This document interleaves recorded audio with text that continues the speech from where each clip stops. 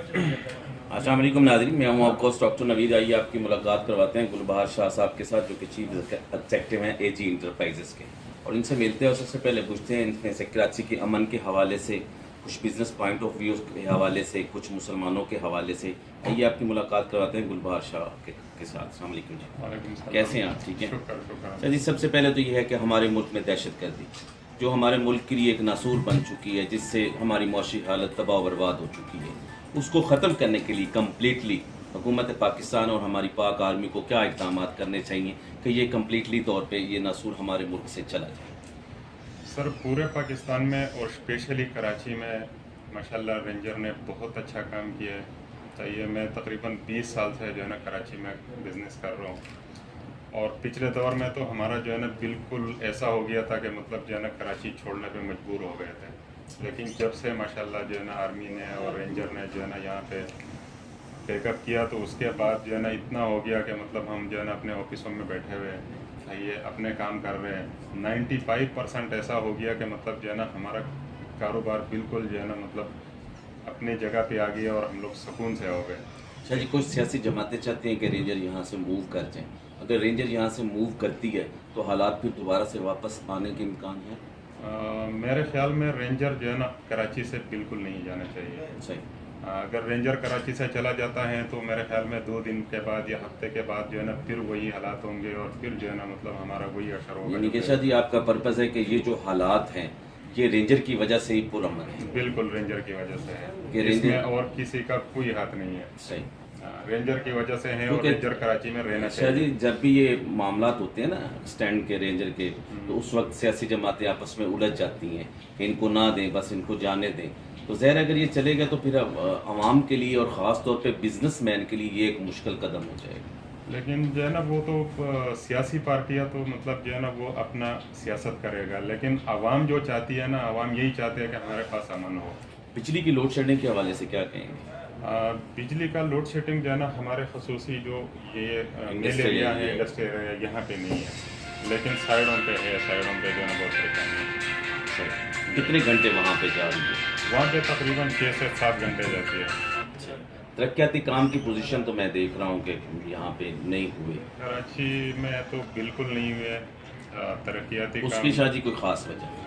اس کی خاص وجہ پیپلز یہی پارٹی ہے کہ کی تو مطلب حکومت ہے ہی سی نا. پیپلز پارٹی اور ایم کیو ایم کا آپس کا جو ہے نا نا اتفاقی کی وجہ سے یہاں پہ جو ہے نا کوئی کام ایک نہیں دوسرے ہوا. سے کریڈٹ لے جا رہی ہیں. ہاں بالکل. لیکن ہے کہ عوام کو تو کریڈٹ کی ضرورت نہیں، عوام کو تو کام کی ضرورت ہے. ہاں، عوام کو تو کام چاہیے، جو بھی کام کر کے دے گا عوام اسی کو جو ہے سپورٹ بھی یہ کرے گا. آپس میں لڑتے رہیں گے تو اس طرح عوام کی بھلائی تو نہیں ہوگی. نہیں، بھلائی بالکل اس میں نہیں ہے. شاہ جی ہم لوگ جو ٹیکس پے کرتے ہیں، حکومت پاکستان کوئی آپ کو سہولیات بھی پرووائڈ کر رہی ہے؟